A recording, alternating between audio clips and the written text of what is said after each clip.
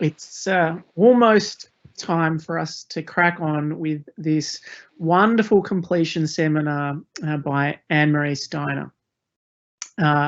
Before we begin, let me acknowledge the owners and traditional custodians on the land from which I am today, the Wurundjeri people of the Kulin Nation. Pay my respect to their elders, past and present. Obviously, today is an interesting day for all of us here in Melbourne and in Victoria, as some really significant changes to our COVID restrictions have been put in place. And so obviously this lecture would have been online regardless of those changes, but it would have been online regardless of anyway, because Annie, who's actually presenting to you today, isn't even in the country. She's over in all the way over in Bonn in Germany. And that's because she's been undertaking a PhD as part of a joint program between Bonn and the University of Bonn and the University of Melbourne, whereby she actually receives a double PhD at the end, one from each institute. And as part of that, she's been working for a couple of years in my laboratory and a couple of years with Matthias Geyer there over in the Institute of Structural Biology at the University of Bonn. And she has a third supervisor over here in Australia, Dr. Sophia Davidson, who's been an integral part of the team as well. And so over to Annie.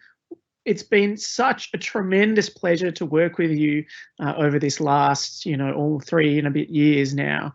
I can't imagine a person who's quite so detailed in their work, meticulous, with just such a fantastic, rigorous approach to the science, such a super hard worker. And, I knew that all of this would be the case from the very first time, when I found out about you. We asked a reference from Nick Wilson, who you were working with at CSL, and he was just so enthusiastic, and his words were something along the lines of, well, if there was anything I could do to keep her, I would. And I think at that point we really knew that you would be an amazing addition, and we were just so lucky to work with you over this period of time. I won't take up any more of your space now, because you've got 2 really, really engaging and fantastic stories that you can tell everyone about today, and we're all really looking forward to hearing about them. So take it away. Thank you so much, Tess. That was a really nice introduction. Good morning and good afternoon, everyone, and welcome to my PhD completion seminar. And I would like to talk about novel pathways causing autoinflammatory diseases. Autoinflammatory diseases. Autoinflammatory diseases are a heterogeneous group of rare monogenic disorders that are caused by familial or de novo mutations affecting innate immune genes. Clinically, these diseases have a very broad spectrum of symptoms and start very early in life. Those symptoms can include recurrent fevers and systemic inflammation, which affects different organs. One way to classify those diseases is according to the pathway that is overactive and mainly driving the disease development. And the first group would be the developathies, which are mainly driven by overactivation of NF-κB signaling. The second group are the interferonopathies, which are mainly driven by type 1 interferon signaling and the resulting transcription of interferon-stimulated genes. And the third group are inflammatomopathies, which are caused by mutations in inflammasome-regulating genes, which then lead to increased release of IL-1 beta and IL-18, and also pyroptosis, which is a form of inflammatory cell death. In my PhD, I was working on 2 different diseases, which can be allocated into the last 2 groups. And we'll start with the first group, the interferonopathies. And I'd like to talk about COPA syndrome, which is an autoinflammatory disease that has recently been identified. It also is characterized by aspects of an autoimmune disease, but we won't talk about this part of the disease today, and we'll rather focus on the interferon part that is driving pathology in COPA syndrome. So this disease was a mystery for a relatively long time because it would affect family members of consecutive generations, but the physicians wouldn't know what was causing the disease, and really only due to the advances in sequencing technologies, it was possible to identify the mutation underlying this disease so that the disease received a name and the patient's diagnosis. At the moment, worldwide, we know 22 families who have been diagnosed with COPA syndrome, and this a total of 50 patients.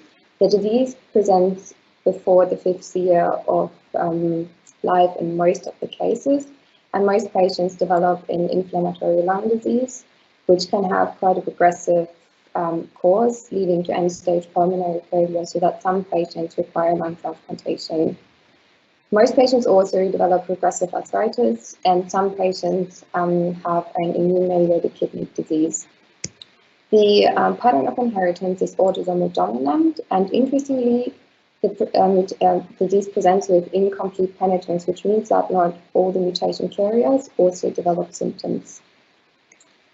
COPA syndrome was named after the gene that was found to be mutated in the patient. This is COPA, that encodes the alpha subunit of the coartamer complex 1.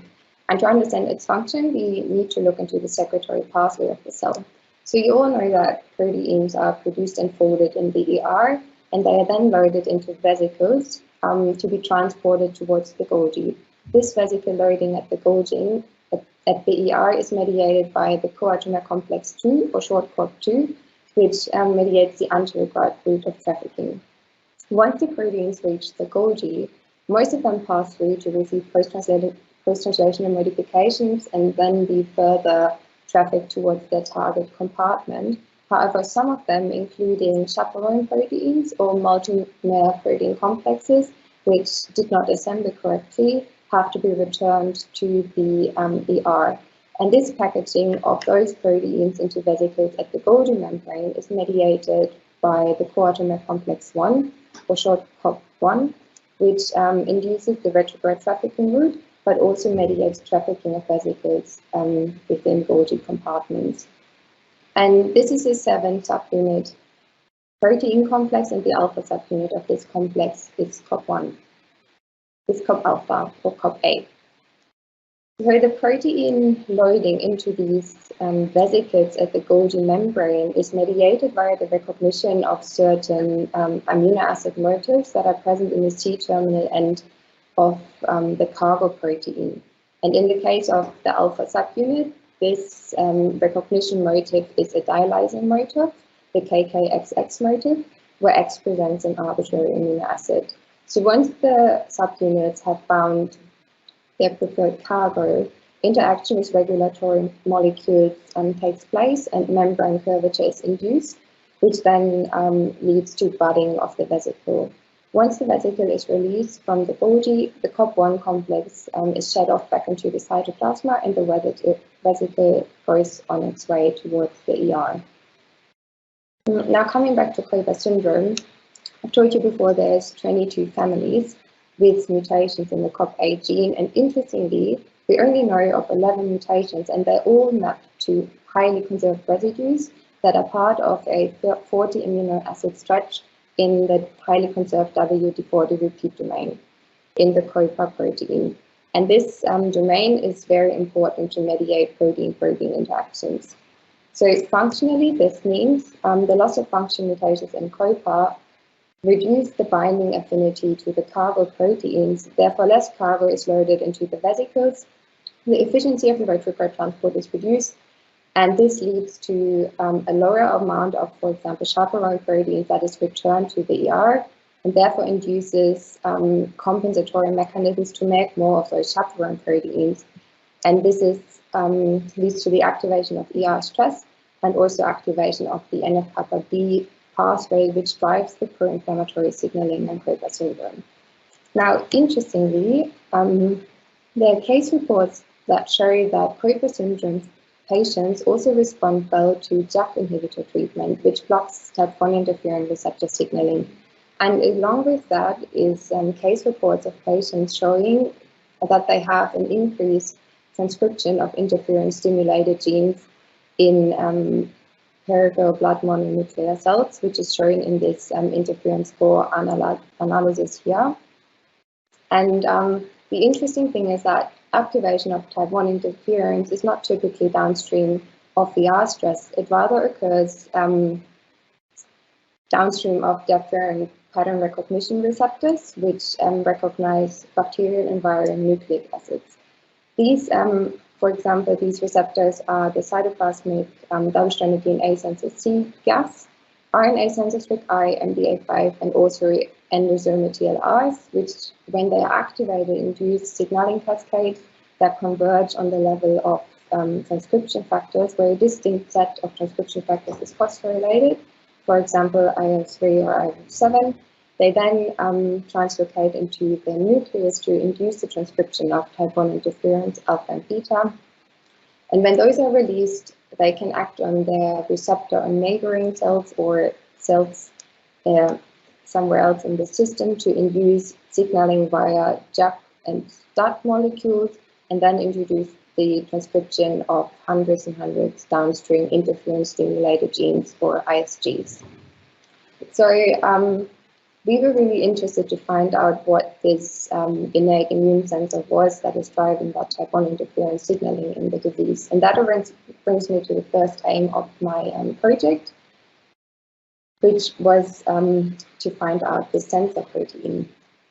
And the first step to do this was the generation of an in vitro model for COPA syndrome. We chose to use the THP-1 monocytic cell line because most of the passes we're interested to investigate are intact in these cells.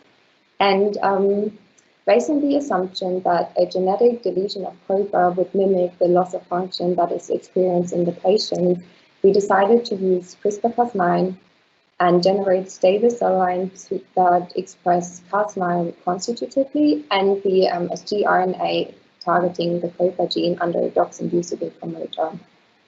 These cells were then treated with doxycycline for 72 hours to induce the double-strand breaks, followed by a 24-hour resting period to allow protein turnover. Now, because the repair mechanism downstream of double-strand breaks that occur in the cell are random, this led to the generation of a pool of cells which is COPA deficient. However, in the individual level, some cells may have remaining COPA expressed. As control cells, we used cells that constitutively express Cas9, and they are referred to as parental controls throughout this talk. And this is a result from the first experiment where we used 3 different sgRNAs targeting 2 different exons of the COPA gene, exon 5, exon 1, and exon 7. And despite the different efficiencies in deleting COPA, all this was always coinciding with the phosphorylation of STAT1 that occurred spontaneously in these cells. And STAT1 phosphorylation indicates the activation of the interferon receptor and therefore type 1 interferon signaling. So we then decided to use the first cell line that had the best deletion in COPA and looked at the transcription profile and found that pro-inflammatory cytokine transcription of TNF-alpha-6 is elevated, as well as the type 1 interferon and several downstream interferon-stimulated genes. And this was also confirmed by an increased release of interferon beta into the supernatant of COPA-deficient cells at baseline. So with these results, we were quite confident that this model system would be able to recapitulate the type 1 interferon signaling observed in the patients. One of the pathways we were really interested to look at was the CGASISTING signaling pathway, which is activated when double-stranded DNA is recognized by the cytoplasmic DNA sensor CGAS, and double-stranded DNA is introduced into cells during bacterial and viral infections. The CGAS would then produce 2'2' Gump as a second messenger. This is recognized by an ER resident immune sensor STING. STING is preformed as a dimer, and upon binding of the C-Gump, it undergoes conformational change, which allows it to undergo a translocation towards the Golgi, where the downstream interaction with THP-1 occurs. This then induces phosphorylation of the transcription factor IL-3, its dimerization and translocation into the nucleus to produce type 1 interferon transcription. because the COP2 anti-retrograde transport has been implicated in helping STING to translocate, and we were wondering whether maybe a defect in the retrograde transport could have some impact on dysregulation of this pathway. And in the first experiment, we co-deleted STING in our COPA-deficient cells, and indeed that was enough to, or that was sufficient to reduce the phosphorylation of STAT1 that we had seen at baseline. This was also confirmed with treatment of the COPA-deficient cells with the pharmacological inhibitor of STING. This is a small molecule inhibitor, H151, and we got the same result in this experiment. So this was really exciting, and it showed that STING is overactive and driving type 1 interferon signaling in these cells. However, we wanted to confirm these results and then exclude any artifacts of the COPA deletion system, because we were using a genetic deletion which might be distinctly different to the COPA mutations.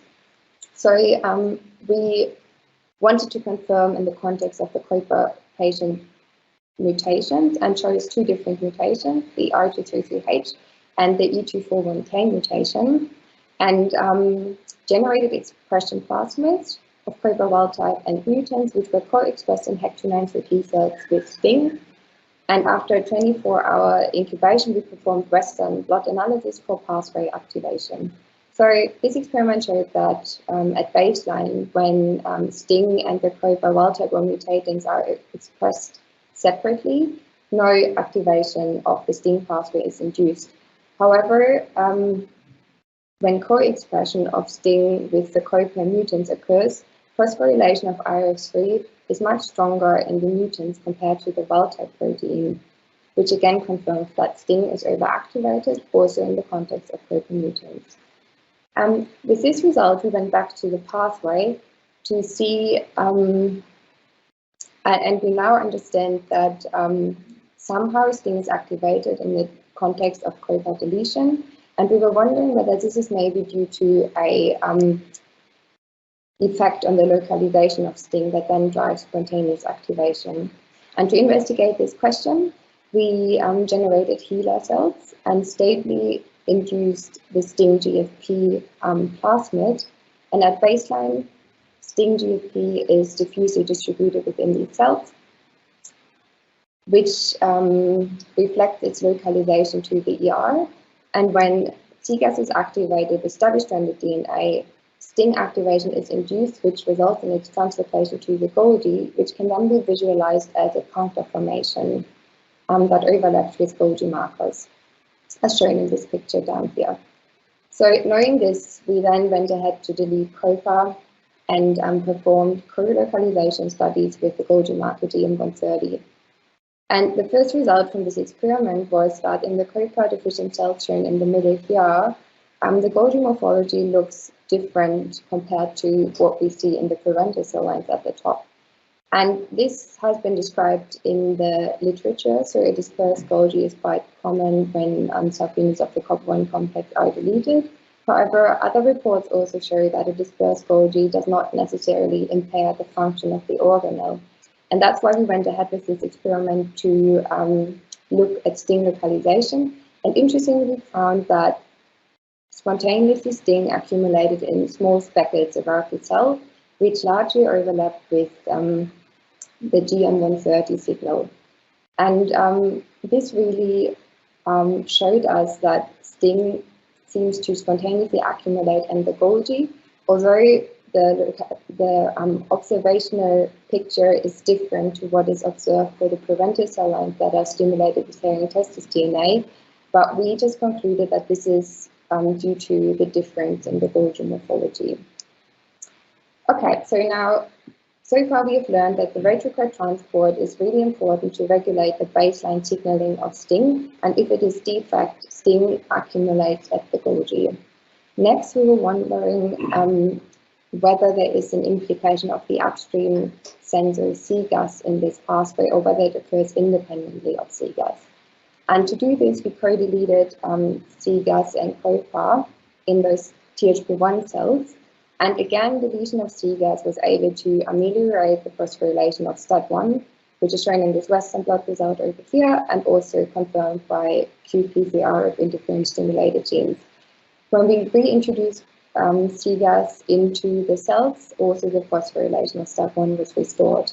And this expands the pathway, and it shows that during the homeostatic conditions, there must be some tonic signaling of CGAS, which is driving baseline level activation of STING and its circulation between ER and Golgi compartments.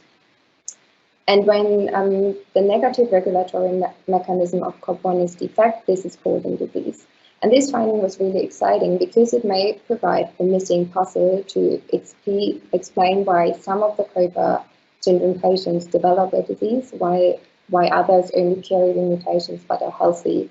And so it is possible that additional infections, environmental triggers, or perhaps a permissive genetic background due to variants in CGASTING genes or ER stress-inducing genes further activate CGAS and thereby increase the burden on this negative regulatory pathway, which then determines if the mutation carrier develops a disease. So now we understand the function of COPA and the pathology of COPA syndrome patients. So we're wondering if this is specific to a defect in the COPA subunit, or also caused by other subunits, or retrograde transport in general. And to answer this question, we deleted other subunits of the complex, including the epsilon subunit, gamma 1, and delta, which are encoded by the COP-E, G1, and D gene. And for these experiments, I'd really like to acknowledge Katja and Kuvat, who have continued them on after I left to Germany. And what we found in this experiment was really exciting because it showed that also deletion of G1 and the delta subunit was able to induce the spontaneous phosphorylation of STAT1, which was again ameliorated with the treatment of the STING inhibitor. Interestingly, this was not the case when COP-E was deleted, but from the literature we know that functional retrograde transport does not necessarily rely on COP-E. And this was confirmed by transcriptional analysis of ISGs in a similar experiment and confirmed those results. So this is really important because it suggests that perhaps there are other, maybe autoinflammatory diseases, maybe with a similar phenotypic presentation that are caused by mutations in those other COP1 subunits that have just not yet been identified. And the last experiment I want to show you for this part of the project was the confirmation of these findings in COPA syndrome patient cells. So our collaborators at the Gemina Institute in Italy, they investigated the phosphorylation of THP-1, which is also downstream of STING, at baseline in peripheral blood mononuclear cells from a COPA syndrome patient compared to 2 healthy controls, and analyzed the signal by flow cytometry. And what they found was that at baseline, the COPA syndrome patient shown here in blue did have an increase in the phospho-TBK1 signal, which was then also quantified in this bar chart over here. They then treated those cells with the STING inhibitor H151, and these results are analyzed as a full change of the phospho-TBK1 signal after inhibitor treatment, and it shows that there was no change in the healthy controls, whereas the signal in the COPA syndrome patients was reduced. And this is also exciting because the directly targeting STING might provide an additional therapeutic opportunity for the patients. And this already brings me to the summary for the first part. And I just quickly like to say that studying rare autoinflammatory diseases is really exciting because with every patient we learn something new about the regulatory mechanism, which improves our understanding of the immune system. So really what COPA syndrome has taught us is that during homeostatic conditions, there is tonic STING signaling, which drives low level of STING activation and circulation between ER and Golgi compartments, which is partly mediated by a COP2 complexes towards the Golgi, and the retrograde transport is critically important as a negative regulator. It is induced via COP1. If the COP1 negative regulatory pathway is defect, maybe due to loss of function mutation of COPA, this would result in an accumulation of STING at the Golgi and therefore spontaneous signaling of type 1 interferons. As I've told you before, there are case reports who have treated COPA syndrome patients with JAK inhibitors that target type 1 interferon receptor signaling, and they have been shown to be relatively efficient. However, targeting STING directly, so early in the pathway, would maybe provide some additional benefits and a more targeted therapy for the patients. Also, the involvement of STING in the pathology of COPA syndrome has now been confirmed by recently published papers from other groups, which basically confirms our findings. But the additional finding that we made is that also deletion of other COP1 subunits was able to induce similar type 1 interferon signaling that was STING dependent, which suggests that perhaps there are other diseases associated with mutations in those subunits that have not yet been identified. All right, so this brings us to the second part of the talk, and we'll switch gears now and talk about inflammatories, and especially those caused by overactivation of NLRC4, which I worked on during for aim 2 and aim 3 of my project, which was first the cell-based analysis of a novel mutation in NLRC4 at WEHI, and then I performed recombinant protein studies at the Institute of Structural Biology in Bonn. So to start with, the inflammasomes are multimeric protein complexes which are activated downstream of different triggers of the immune system. In the case of the NIPE NLRC4 inflammasome, this trigger is are proteins released from gram-negative bacteria, including flagellin or text-free secretion proteins, text-free secretion system proteins, such as the inner rod or needle proteins. These ligands are detected by intracellular protein sensor NIPE that is present in an inactive conformation. And upon ligand binding, a conformational change occurs, which is then able, and the activated NIPE protein is then able to recruit an inactive NLRC4 molecule and also induces its activation. So in this context, NLRC4 is really more an adapter protein rather than a sensor of the actual stimulus.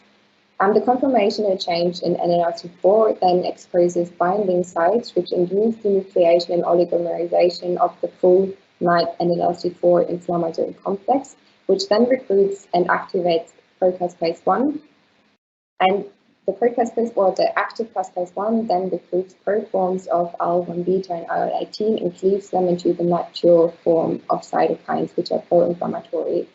And caspase 1 is also able to cleave caspase D and release its reactive N-terminus, which binds to membranes and induces the pore formation. That's leading to pyroptosis, an inflammatory form of cell death. Overactivation of this pathway is associated with severe autoinflammatory diseases that are caused by gain-of-function mutations in NLRC4. These are associated with a very early onset, so most of the patients develop symptoms just a few weeks or months after they were born.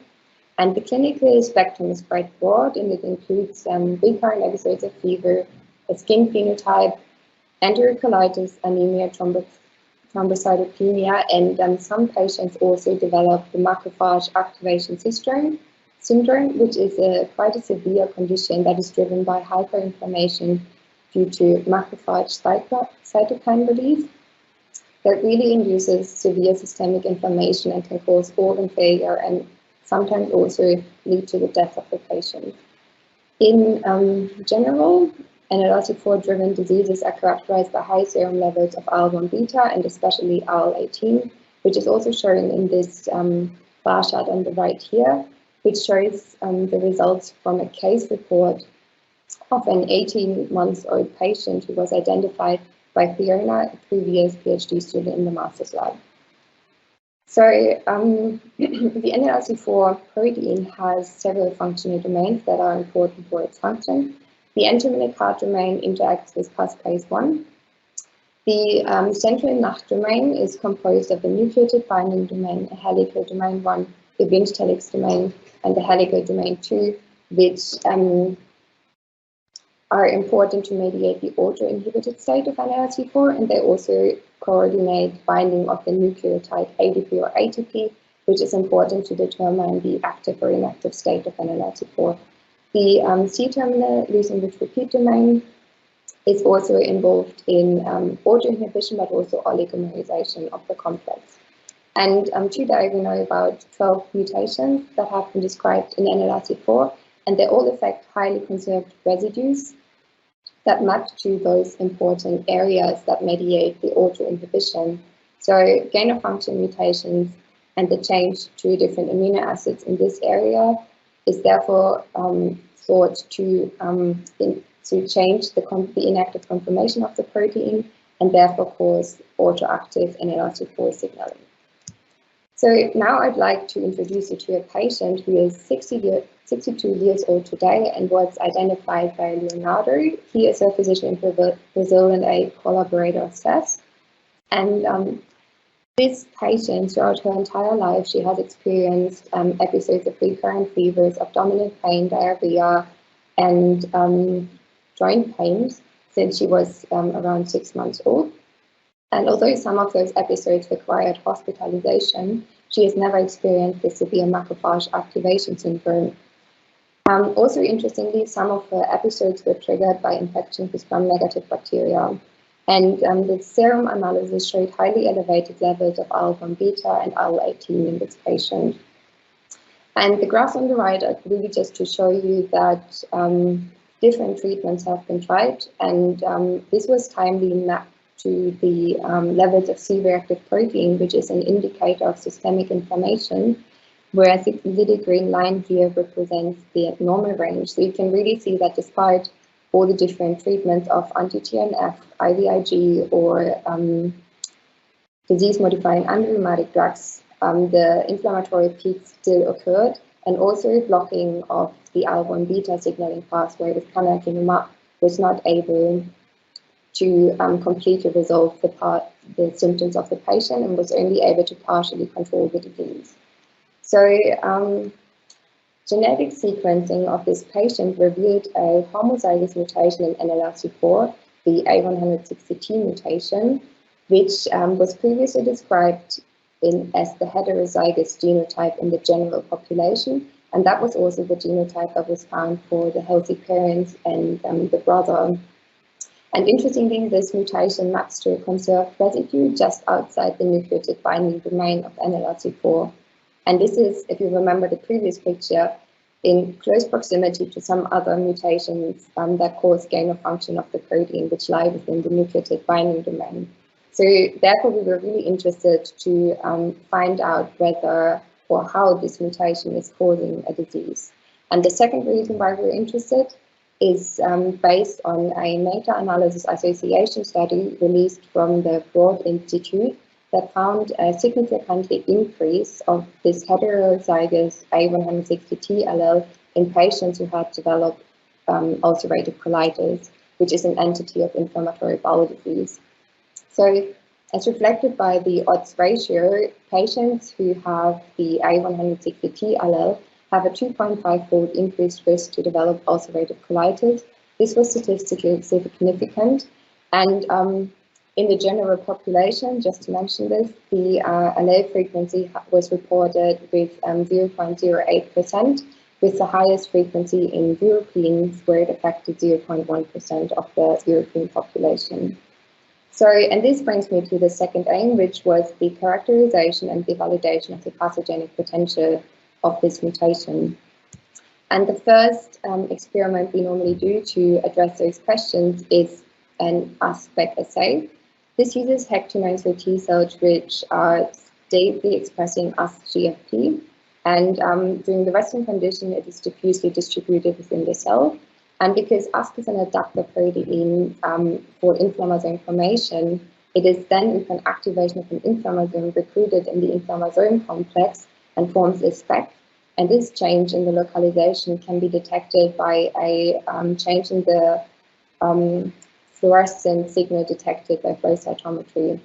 These cells also contained a flip recombination site where we stably integrated one copy of wild type or mutant NLRC4 under doxycycline-inducible promoter. So treatment with doxycycline would then induce the expression of the NLRC4 molecules, and in case of an auto-activating mutant, this would be enough to trigger ASPEC formation, whereas wild-type NLRC4 would require an additional trigger, which in this system was the co-transfection of sensor protein NIPE and ligand PRDI. And this bar chart shows the result from this experiment, and it just shows that doxycycline treatment alone, so expression of wild-type and mutant protein, was not enough to induce the ASPEC formation. However, when inflammatory inflammation was triggered by NIPE and PRDI, the specking induced by the mutation was significantly increased. And this Western blot is just to show the protein level expressions are similar in this experiment. To confirm these results in a cellular system which endogenously expresses inflammatory and regulatory proteins, we performed CRISPR-Cas9-mediated homology-directed repair in THP-1 cells to introduce the A160T mutation into the genome of these cells. And to do this, the cells were electroporated and at the same time provided with a plasmid DNA encoding Cas9 and the NLRC4 specific sgRNA, together with an oligo repair template which encoded the desired mutation. When the double strand breaks occur, the cell may then choose to use your template to repair those breaks via homology-directed repair and introduce the mutation into the genome. Of course, these processes are random in the cell, so we had to generate single-cell clones, screen those, and confirm the sequence. And now the result from this experiment, or the cell lines we were able to produce, was unfortunately only one cell line that had correctly integrated the A160T on one allele and had a 1 base pair deletion on the second allele, which induced a frame shift in the premature stop codon, therefore leading to a knockout on the second allele. So we therefore decided to select a matching control cell line with one functional allele of NLRC4 and also included a double knockout. We also selected 3 wild-type clones with 2 functional alleles of NLRC4 and included the wild-type pool in these experiments. The actively transcribed levels of NLRC4 were then confirmed by qPCR analysis, and this really showed that the levels of this A160T and the wild-type heterozygous cell line were comparable to each other and about 50% reduced compared to cell lines that expressed 2 functional alleles of NLRC4.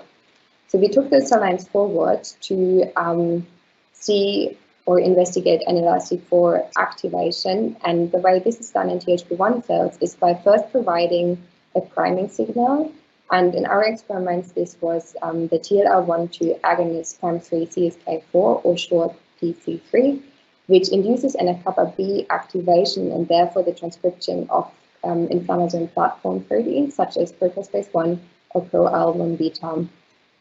Activation of NLRC4 wild-type protein would then require an additional trigger, which is the stimulation with the salmonella needle protein PRDI to release IL-1 beta and IL-18 cytokines into the safe-kinetin, which is measured by ELISA, and induce cell death, which we measured by flow cytometry.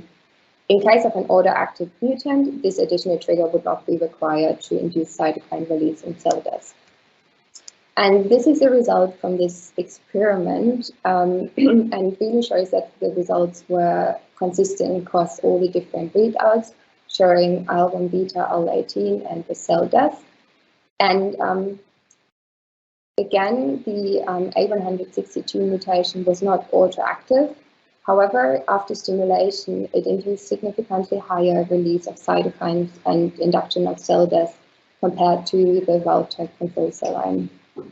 So this really led us to conclude that the NLRC4 A160T mutation enhances stimulus-induced inflammatory inflammation in HEC293 T cells and also the THP-1 cells. And this really suggests that the potential mechanism how this mutation is acting somehow involves the binding to the sensor protein NIPE, or perhaps binding affinities to the during the oligomerization process, so that the binding is faster and therefore induces a quicker and therefore stronger inflammatory response upon activation. However, it is also possible that some other regulatory mechanisms play a role that are only or that are altered by the mutation in this residue. Yes, so in this, we further wanted to investigate these questions with in vitro studies using recombinant protein. And this is really what I did in Bonn, where I wanted to use biochemical and biophysical assays to characterize the difference between the wild type and the A160T NLRC4 recombinant protein. So this project started by looking at the previously published crystal structure of inactive mouse NLRC4, which was deleted of the N-terminate pouch domain and a short loop sequence in the loose-enriched repeat domain.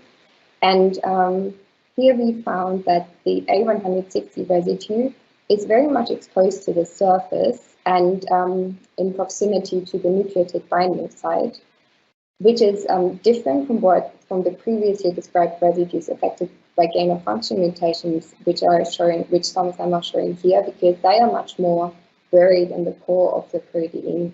And so it is understandable that a change of the amino acid in one of those residues would interfere with the folding of the protein and therefore induce its open conformation.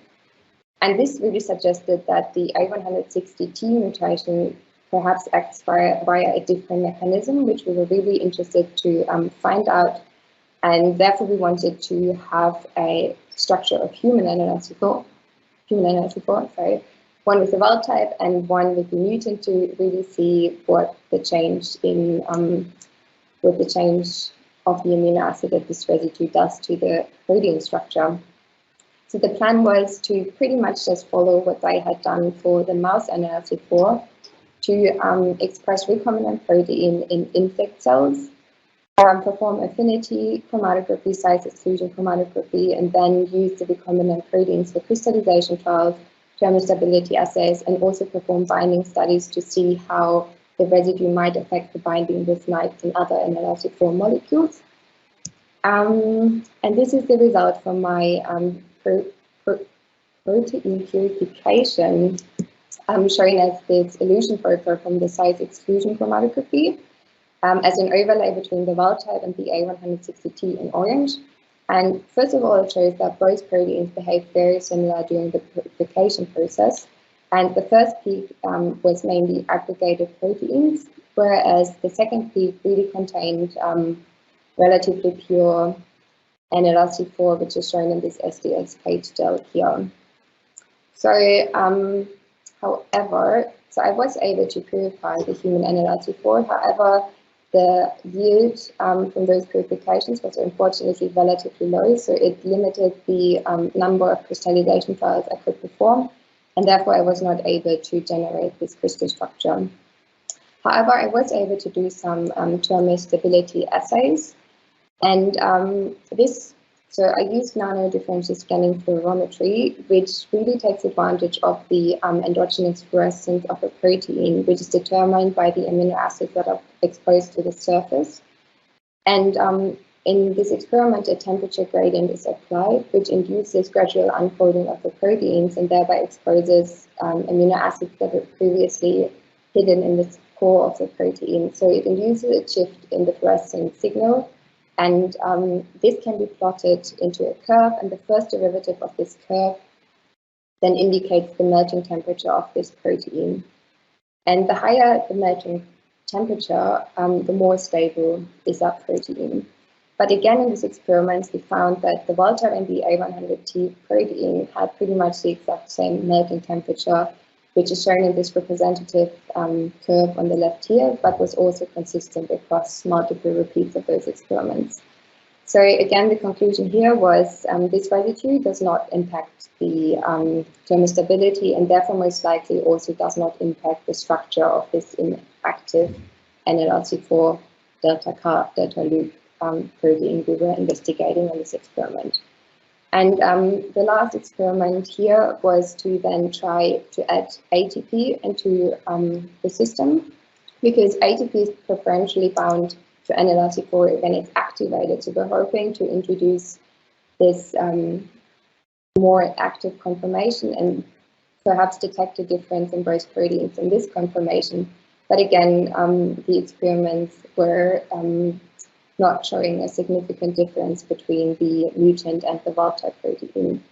And unfortunately, you know, when things get interesting, this is when your time is up. So from this, we can really only conclude that in this inactive human NLRC4, the mutation did not have any effect on the germ stability or perhaps the folding of the protein. However, this is very consistent with what we've seen in the cell assays. So now it would be super interesting to see what change in the structure occurs in the presence of the activating stimuli like and POGI. And this is really something I'd like to look into in the future. So this brings me to the summary for the NLRC4 part, which is that it was the validation of the pathogenic potential of this mutation and describes the first homozygous patient who has a mild NLRC4-mediated autoinflammatory disease. And in our cell assays, the effect of the mutation was really only induced by a ligand. However, the molecular mechanism is still unclear. Interestingly, this mutation has been reported in a heterozygous genotype in the general population, with the highest allele frequency in the European population, where 0.1% are affected. And it was found to be a potential risk factor for the development of ulcerative colitis. And there's a lot of reports now showing that elevated levels of IL-18 are in general important or perhaps the main driver of inflammatory bowel disease.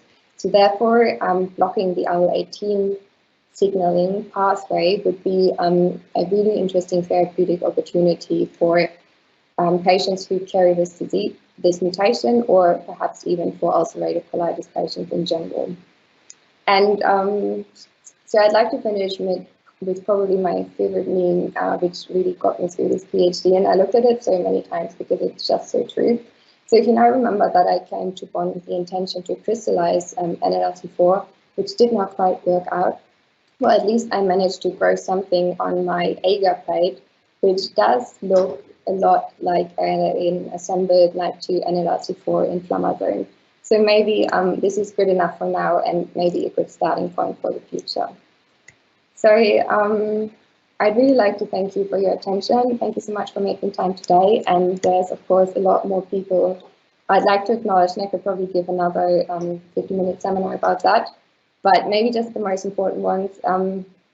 Cass, thank you so much for taking me on as a PhD student and giving me the opportunity to work in your fantastic lab and at WEHI. It's been such a great experience.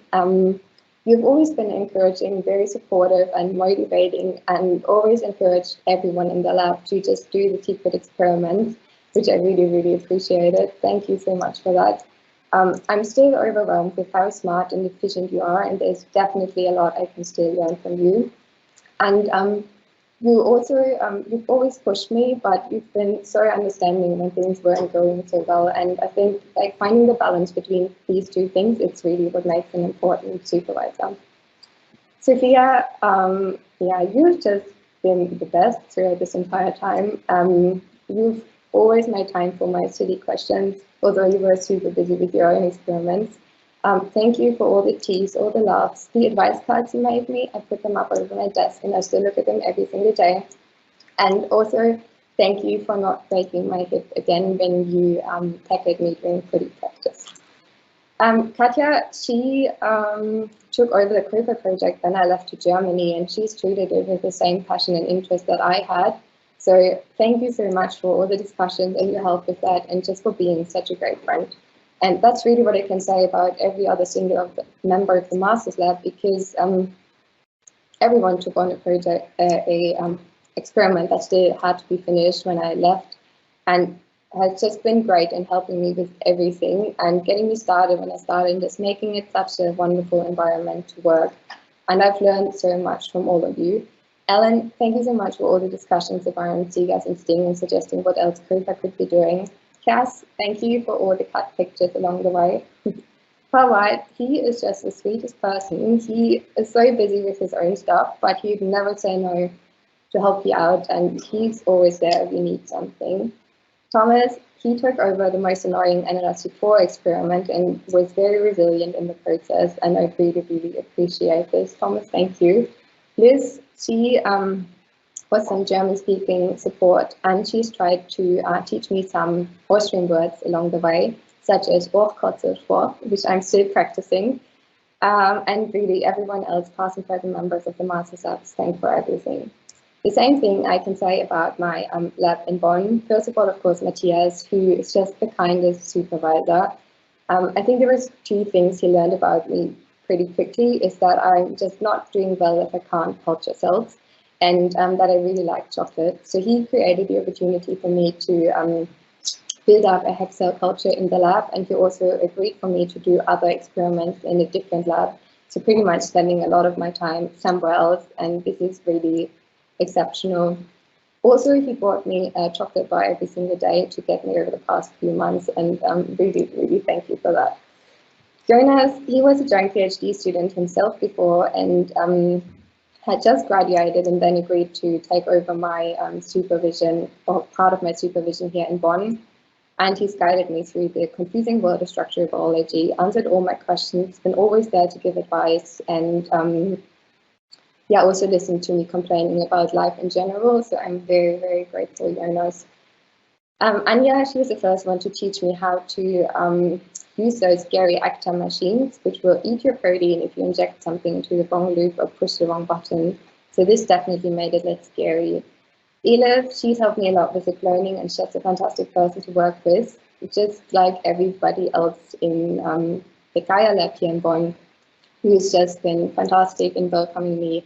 And thank you for all the birthday cake, all the Friday afternoon dances, and it's just been such a great experience. Of course, thanks to my PhD committee, Vanessa, Matt, and Nick. They've been encouraging, supportive, motivating, always trying to encourage me to cut down experiments, which was very, very helpful. Thank you, guys. And of course, there's a bunch of other people in the information division, which I'd really, yeah, they've become friends over the years, and I'd really like to acknowledge some of them. Cynthia, you're just the most efficient and inspiring person. Damien, thank you so much for writing German words all over my stuff when I wasn't looking, and the constant discussions about how I should be making my ELISA standards more efficiently. ThinkLab, everyone has been so helpful with reagents and advice. Thank you, Becky, for teaching me how to do a proper Western blot, and that the red transfer is a real deal. Anna, thank you for being so crazy and keeping me sane at the same time. The 2 Daniels, as inspiring young scientists, are always willing to help.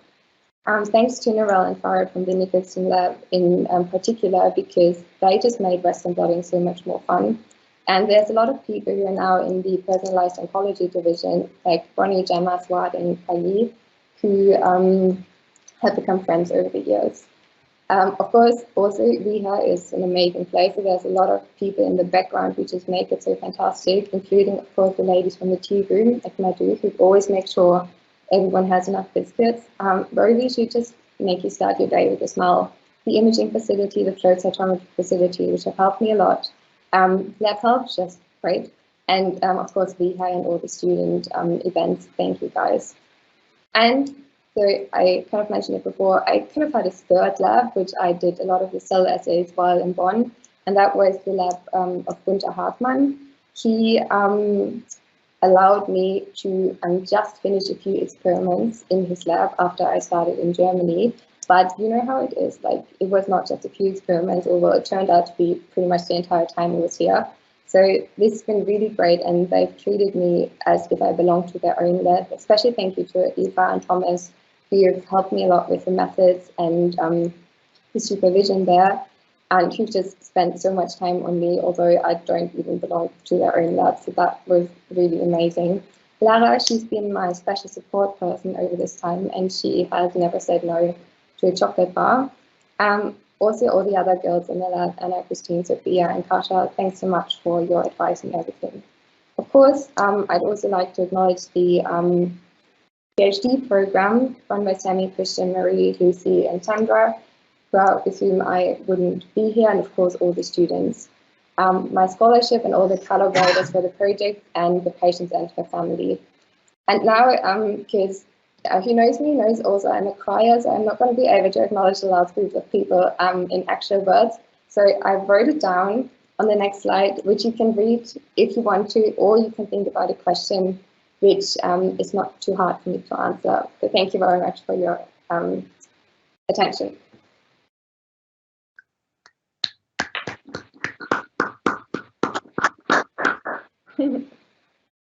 Fantastic. Wonderful, wonderful seminar, Annie. And we do indeed have time for a couple of questions now. Those of you familiar with the Teams interface will know to enter your questions into the chat window there, if you can just type them in.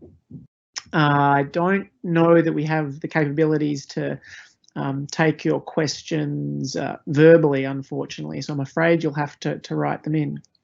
So while you're thinking about what your questions may be, maybe I can just ask Annie to start by telling us a little bit more, perhaps.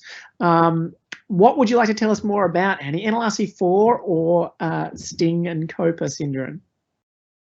COPA syndrome. COPA syndrome? Well, I think one of the questions I wanted to ask you about COPA syndrome was sort of coming back to that question around why some members of the family might have the mutation but not have the disease, and think about, you know, therapeutic options there.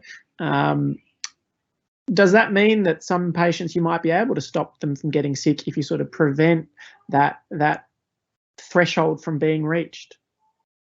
Maybe for the type 1 interferon signature, but I think it's quite, yeah, okay, if it's about the threshold, I think that could be possible because the retrograde transport will be only looked at the effects of the STING pathway.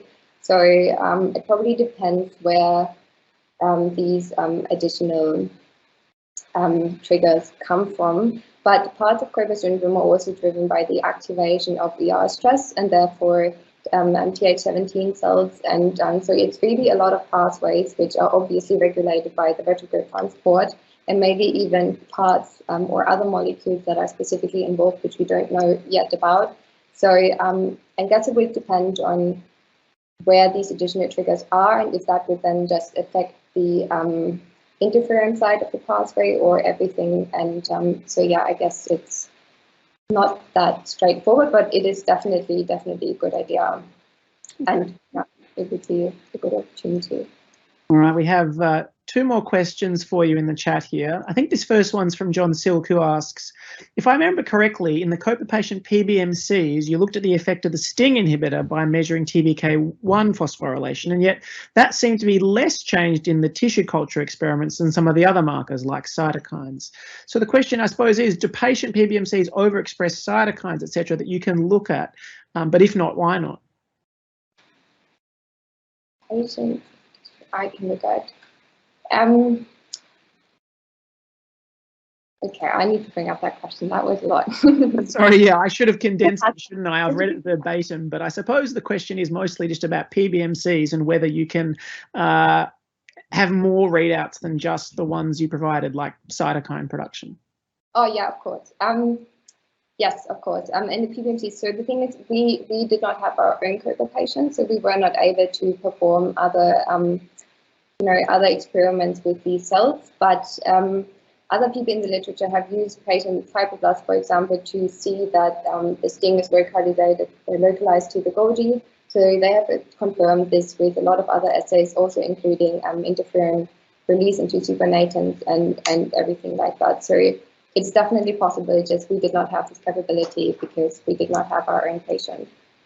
Yep, excellent point. So Andreas asks, with the NLRC4 mutation being heterozygous, being homozygous, in a heterozygous state, does the wild type protein restrain the impact of that mutation?